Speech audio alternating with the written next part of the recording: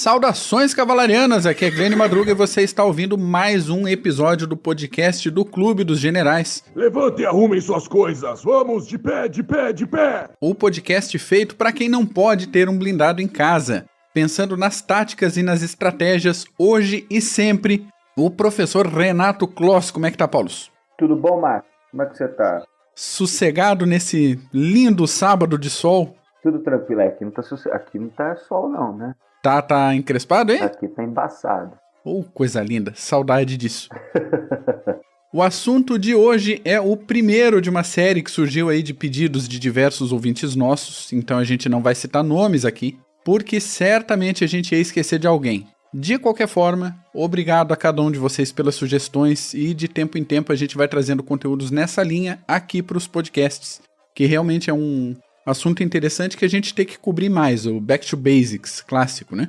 Então, para hoje, manobras clássicas, manobras de uso básico, de uso comprovado e calejado, e para isso a gente vai falar um pouquinho de cada manobra e dar alguns exemplos aí de uso pela história. Isso aí.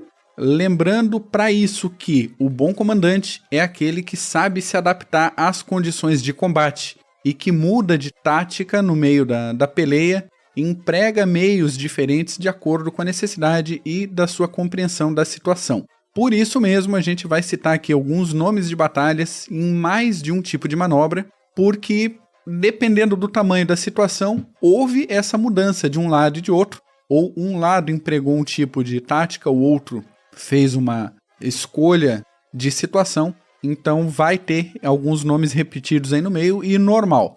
Uma batalha não se resolve numa cartada só combinando com o inimigo. Eu vou fazer isso, você vai fazer aquilo e vamos ver no que dá. Isso mesmo. E é bom até pro ouvinte também depois pesquisar, se aprofundar mais até com o nome das batalhas e fazer a analogia com a tática, a estratégia ou a manobra que foi usada para ir se ambientando cada vez mais com essas táticas e estratégias militares.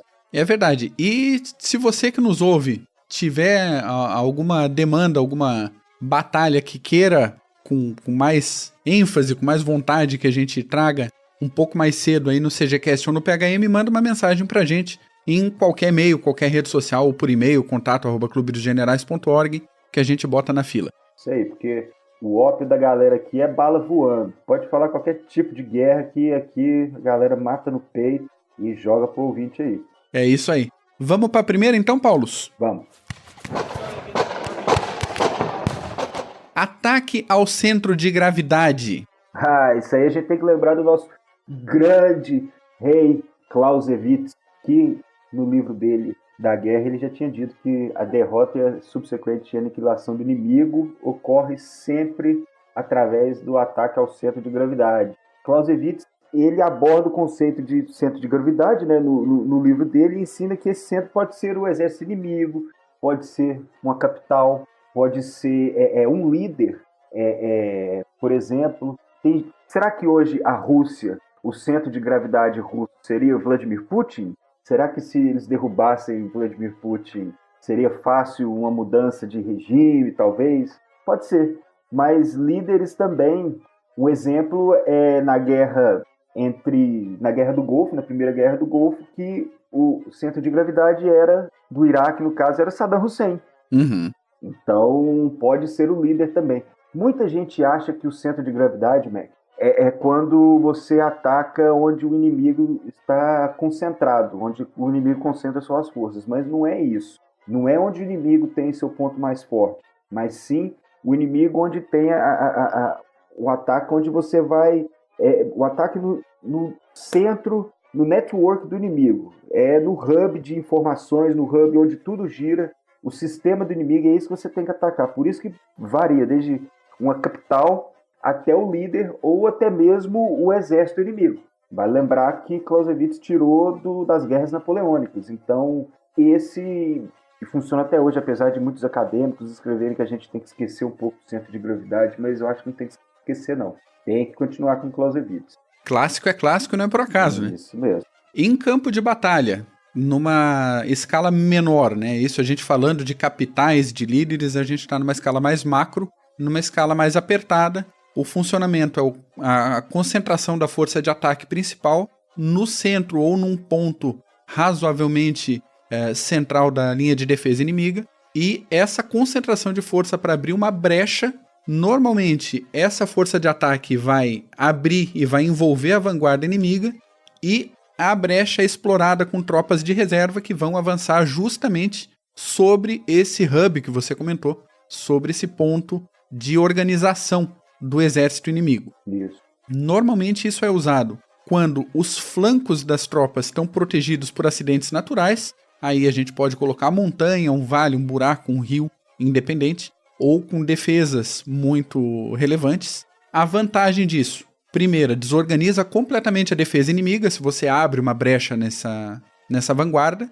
abre uma possibilidade de ataque nas forças de retaguarda e de suprimentos do inimigo, além de objetivos secundários, e também, junto com isso, abre a possibilidade de atacar diretamente o comando da defesa e da tropa inimiga. E acabou a batalha. Isso. Qual é a desvantagem desse tipo de ataque? A possibilidade de cerco. A manobra. A manobra. Se a força atacante rompe a brecha e o inimigo está organizado, tem mais tropas do que o atacante tinha estimado, pode simplesmente fechar de novo o front e aí tem bolsão, aí já era. Abraço para quem fez a manobra de entrada. Quem foi com tudo. Quem foi com tudo, exatamente. Alguns exemplos pela história. 2014, Batalha de Mossul. Aí a gente está falando de forças regulares do Iraque contra o Estado Islâmico. Tem 1944-45, Batalha do Bulge. 1940, Sedan, clássica da Blitzkrieg. Clássico.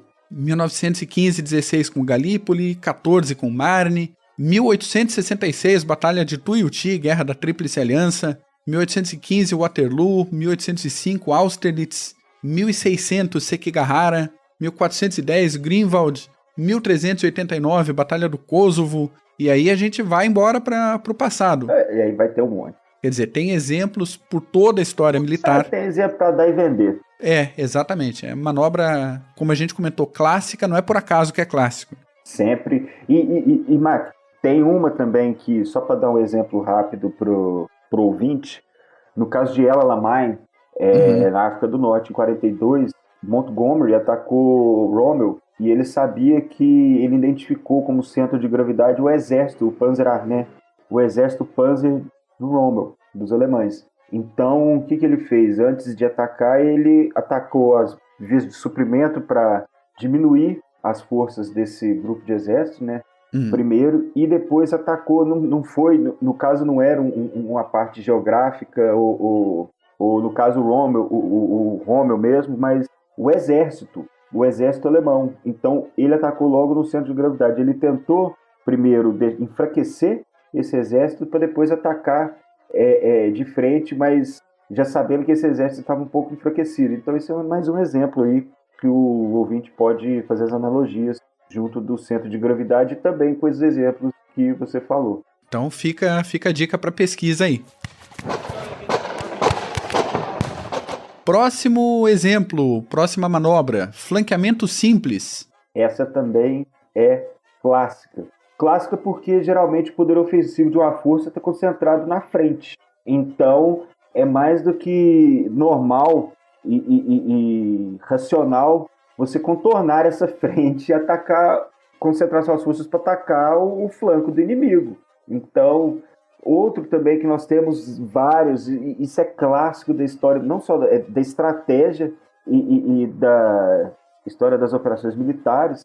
Agora, só um exemplo que é interessante, do tanto que é clássico e tanto que é antigo, na Batalha de Maratona dos gregos contra os persas, Miltíades estava com medo o número superior de persas, ele estava com medo de os persas flanquearem ele, então ele acabou estendendo sua linha para eles não serem flanqueados. E outra coisa também, não é a tradição, mas sempre foi normal na antiguidade que os melhores guerreiros eram colocados sempre nos flancos para poder já atacar o inimigo. Esse ataque principal acontecia através das melhores tropas. Então, é interessante isso também. Eles colocavam os melhores guerreiros sempre nos flancos. Tinha até uma briga, dependendo da batalha, dos guerreiros em si, mas de quem iria ocupar o flanco. Olha que interessante. Pois é, uma posição de destaque, né? Exatamente. E aí, como funcionamento básico, é isso que tu comentou, esse ataque com contato por toda a linha e uma tropa dando pressão ou envolvendo a vanguarda inimiga por uma lateral, obrigando aí a defesa a mobilizar a reserva e desarticular a defesa de linha. Situação de emprego sempre que possível, quando um flanco está defendido por acidentes naturais, o outro está liberado, sempre que dá para fazer a volta, faz isso. Vantagens dessa manobra: possibilidade de isolamento de parte da tropa inimiga, enfraquecimento da capacidade de defesa e segurança dessa tropa de flanqueamento, de contorno, de retrair, se for necessário. A desvantagem é o risco de contra-ataque, de eliminação da tropa que faz o flanqueamento, de novo, se a defesa estiver bem organizada. A gente comentou no início do episódio e é sempre bom. A gente não combina o ataque e o contra-ataque com o inimigo, então pode ser que alguma coisa surpreenda o comandante na hora dessa ofensiva. Como exemplos, de novo, história afora: 1942, Gazala; 1939, Batalha do Rio da Prata, e aí um exemplo naval de flanqueamento; 1920, Batalha de Varsóvia. Aliás, Varsóvia de 1920, Polônia contra a Rússia, contra o embrião da União Soviética, vale a pena a gente trazer, hein? É interessante. Não, vale mesmo, o CGCast vale. O couro que os poloneses deram no Fala de novo, que é bonito. O couro. Põe a gente tem que resgatar aquela risada do cadeirante lá.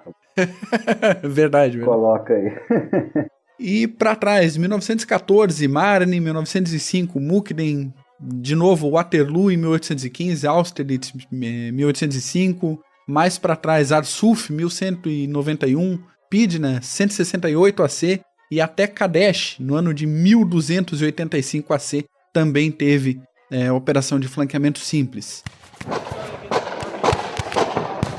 Mais complicado, mais bonito, mais abrangente que o flanqueamento simples, só um flanqueamento duplo. Ah, esse é lindo. E aí, como já dá mais ou menos para deduzir, ataques com contato direto pelo fronte, tropas rápidas envolvendo a vanguarda inimiga pelos dois flancos. Isso numa situação de campo de batalha vasto, aberto, e com a condição da tropa atacante ser grande o suficiente para manter toda a pressão na linha e ainda assim ter elementos de contorno para poder abraçar o inimigo. A vantagem é direta, a possibilidade do cerco do inimigo, e a partir do cerco, aniquilação ou rendição. E a desvantagem é, se a tropa não for numerosa ou hábil o suficiente, possibilidade de desgaste do front e de um contra-ataque. E a gente vai comentar alguns exemplos disso mais para frente. Mas, flanqueamento duplo, Segunda Guerra Mundial, Bulge; 1905, Mukden; 1866, de novo, Guerra da Tríplice Aliança, Batalha de Tuiuti; 1813, Dresden e por aí pra frente. Daras, ano 530, Adrianópla, 378, Batalha de Zama contra os cartagineses, romanos e cartagineses, ano 202 AC, Lago Trasímeno, 217 AC, Gaugamela, Maratona, Cabo Economos e por aí vai embora. Ô Marco, você viu que nós citamos aí, você citou Lago Trasímeno e Zama. Pois bem, Aníbal, vamos lembrar do grande general Aníbal, e ele era o mestre de aplicar esse flanqueamento duplo, e na Batalha de Cannae ele destruiu o exército romano através dessa tática. Ele enfraqueceu o centro da linha dele e fortaleceu ambos os flancos, e o que ele precisava da linha dele central era apenas para segurar o inimigo. Uhum. Depois ele deixou o inimigo avançar um pouco e deixou os flancos, começou a segurar o inimigo nos flancos. Então ele deixou o centro, ele recuou o centro dele e avançou os flancos. Logo, ele teve um ataque duplo pelos flancos, e essa tática aí, Molt era doido com essa tática, era doido com Aníbal. E outro também que a gente tem que trazer aí também, essa... Com certeza. A batalha dos cartagineses e os romanos aí. O pau quebrou muito tempo entre eles. Mais uma manobra. Ataque em ordem oblíqua. Esse aí. Um que amava Frederico o Grande. Uhum. Amava esse ataque em ordem oblíqua, que nada mais, nada é do que um exército atacante concentrando suas forças para atacar um único flanco inimigo. Então, você concentra a maior parte da sua força em um flanco e deixa o resto para fixar sua linha inimiga. É interessante que isso veio meio com a natureza da guerra. Isso.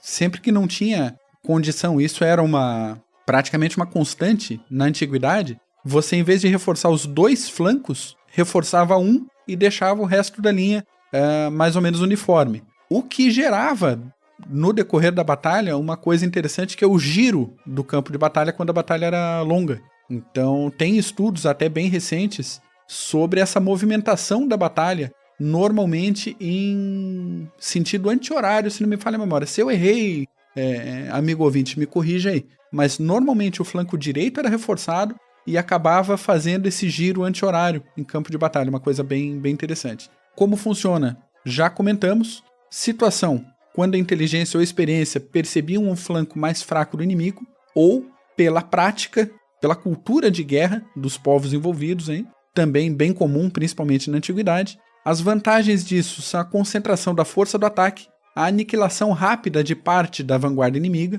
a desorganização da defesa e esse giro das tropas, e a possibilidade de rompimento e ataque direto às reservas do inimigo. E aí, caixão, aí não tem mais o que fazer. Era. As desvantagens: possibilidade desse flanco fraco do atacante ceder também por falta de efetivo ou por falha de comando. E aí a gente tem aquela situação de giro, dos 2 flancos fracos cederem enquanto o flanco forte avança. E como exemplos dessa organização em ordem oblíqua, Batalha da Cidade do México, em 1847, Yarmouk, de novo, 636, Gaugamela, em 331 AC, e uma das batalhas que eu acho mais interessantes, que é a Batalha de Leuctra, em 371 AC, quando os espartanos, os poderosos espartanos, tomaram uma surra, uma lambada de um sujeito, de um general chamado Epaminondas. Segundo o Rundes, nosso amigo Rundes do CG, os espartanos tomaram uma surra de um sujeito com nome de remédio. E foi uma tunda sensacional. Alguns dos motivos foi realmente a concentração de forças que o Epaminondas fez no flanco direito dele, e o fato de que o flanco atacado do lado dos espartanos era composto não por tropas espartanas, mas por tropas clientes e aliados um pouco mais fracos. E quando viram essa pressão da tropa de Epaminondas em cima, eles simplesmente cederam, viraram as costas e foram embora. Vazaram. Mas, ainda assim, era uma tropa comandada por espartanos, gerenciada por espartanos, e a derrota cabe com todo gosto para Esparta. Tomaram uma surra mesmo em 371 AC. Mais um exemplo de manobra, a falsa retirada. E aí uma das mais delicadas e mais complicadas de fazer em campo de batalha. Porque se fizer errado, acaba... É um momento, né? E é um estratagema. Sim. É um estratagema, entra naquelas táticas de decepção, que até no próximo que nós vamos continuar com essa série aí pro que nós vamos citar, mas essa aí tem que saber a hora certa de fazer, senão acaba perdendo o momento. Exatamente. Funcionamento: o centro da força atacante durante a batalha cede, faz esse fingimento, esse jogo no campo de batalha, ele recua. O inimigo normalmente é induzido a romper a linha, a organização, e avançar pelo centro, e o centro que está recuando estaciona, normalmente compactado, e os flancos embolsam o atacante. Como você comentou ali do Aníbal também, em Cane.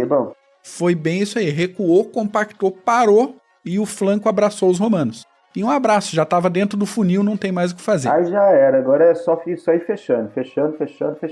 Situação: quando que se usa essa falsa retirada? Normalmente, quando o inimigo tem uma posição de defesa muito vantajosa. E aí você precisa arrancar o inimigo dessa situação de vantagem e trazer ele para uma situação de vantagem contrária, né? Vantagem de quem está querendo agredir esse povo. As vantagens disso são o impacto psicológico no inimigo, que de uma posição de defesa de vantagem acaba tomando um saco, uma surra.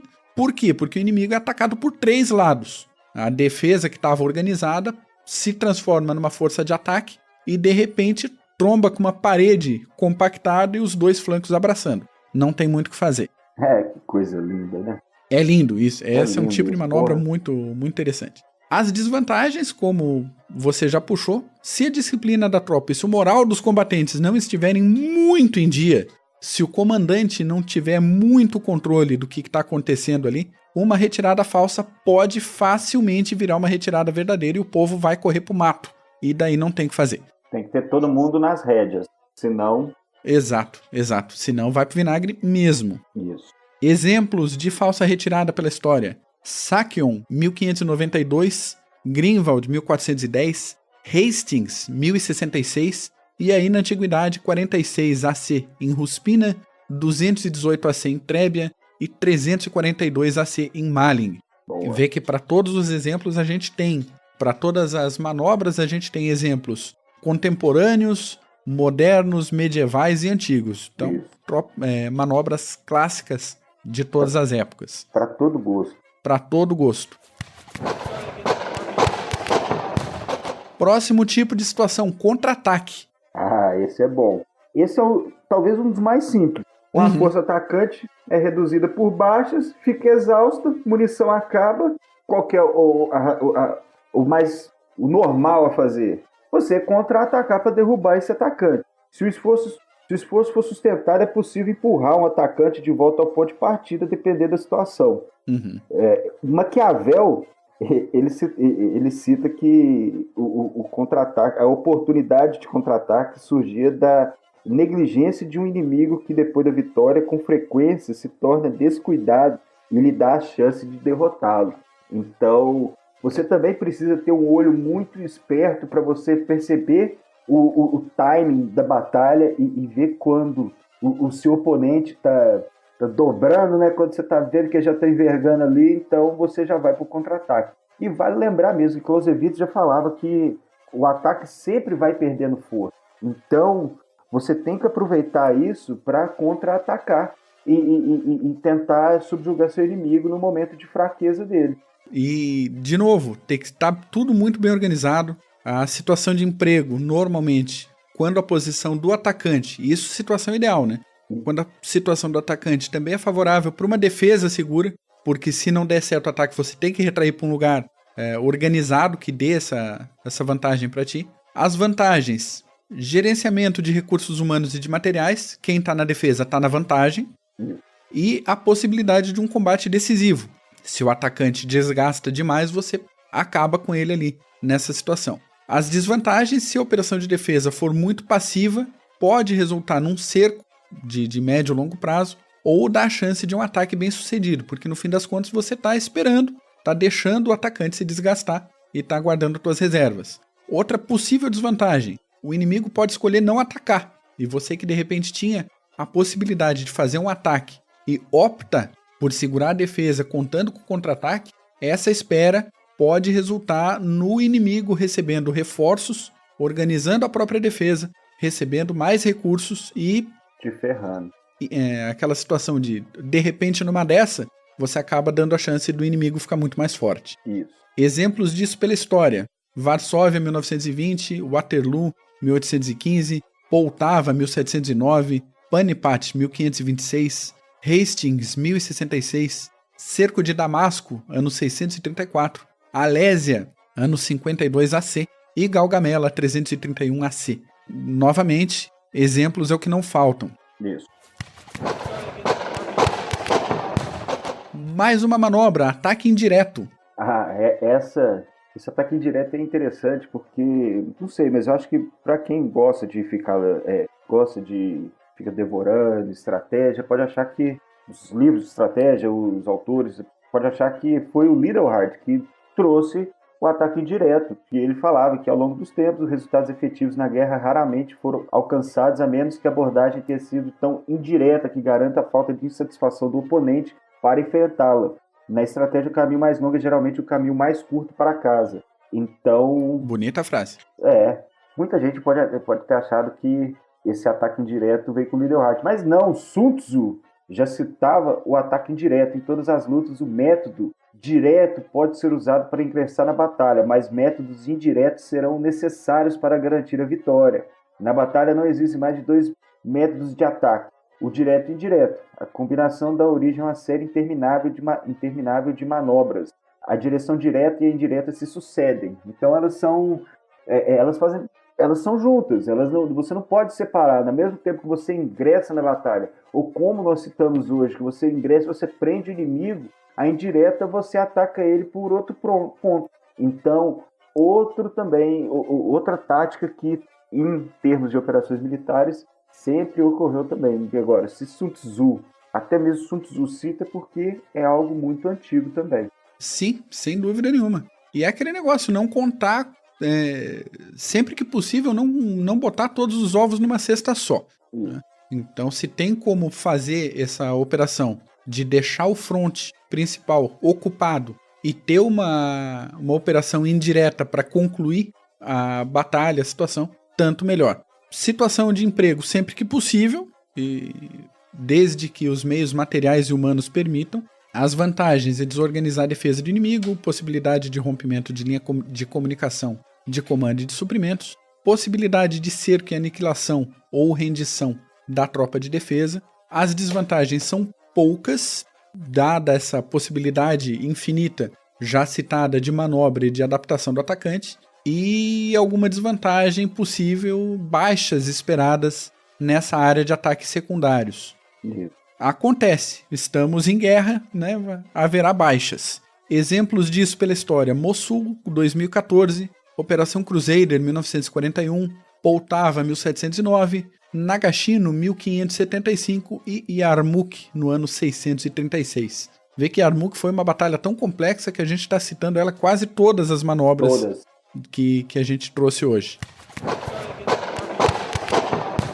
Uma não tão clássica, mas que, admitido, eu resolvi atravessar hoje aqui de curiosidade, porque a gente meio que citou ela no episódio recente. Qual? É a operação de cruzar o T, uma operação naval. Como é que funciona isso? Ah, é mesmo. Foi um tipo de manobra utilizada muito entre o final do século XIX e a metade do século XX, que consiste em uma linha de navios cruzando a frente de uma coluna de navios inimiga em perpendicular. Então toda a linha de canhões que atravessa a frente inimiga atira contra essa coluna inimiga. As linhas de cruzamento de fogo do atacante se sobrepõem, os campos de tiro se sobrepõem, e a coluna atacada fica com o campo de tiro prejudicado pela própria formação, já que tem um navio na frente do outro. Então fica bem difícil de reagir. Quando que se empregava? Quando a tecnologia permitia, basicamente. Isso depende de navios a motor e que tenham torres de tiro móveis. Quando que a gente citou o inverso disso, na verdade? Quando a gente falou do Nelson. Isso. O Nelson fez justamente o contrário. Ele fez uma linha para atravessar no meio dos navios inimigos, já que não havia essa mobilidade dos canhões. Então ele aproveitou o máximo que ele podia dos seus canhões fixos e aproveitou a formação perpendicular da frota inimiga como desvantagem para eles. Isso, se tivessem torres móveis na época, Nelson teria ido para o fundo sem chegar na... Sem se aproximar, né? Exatamente. Então vê também a genialidade do Nelson de perceber isso tudo e usar isso em batalha. É fantástico. É fantástico. Ele simplesmente se propôs a quebrar essas táticas que as marinhas usavam. Ele quebrava e jogava os navios dele, os navios de guerra, já do lado dos inimigos para fazer aquela tática de melé, né? Que era machadinha, canhão, mosquete, baioneta e pau quebrando. É isso aí. Ô, Marco, nós só esquecemos de citar também no ataque indireto. Opa! Inchon, o desembarque. Na Batalha da Coreia, que, como você citou, né, o fronte lá no sul da Península Coreana e as forças aliadas, MacArthur, desembarcando em Inchon para tentar salvar a Guerra da Coreia. Acabou subindo, foram parar lá no... Esqueci o nome do rio lá em cima, lá, mas na divisa da China com a Coreia, hoje da Coreia do Norte. Yalu, Rio Yalu. Yalu, boa. Pronto, isso aí. Boa. Maravilha. As desvantagens de cruzar o T. A tecnologia avançou, senhoras e senhores. Então a manobra já era. Esse tipo de manobra caducou com o emprego de mísseis e de navios aeródromos, o porta-aviões. Então não tem mais porquê, Não tem. numa situação grande, fazer isso. Mas podemos citar Jutilândia, 1916, Tsushima, 1905, Segunda Batalha das Ilhas Savo, 1942 e Batalha do Estreito de Surigao, em 44. E já era. Acabou a época de cruzar o T nos mares do mundo. Acabou o milho, acabou a pipoca. Exatamente.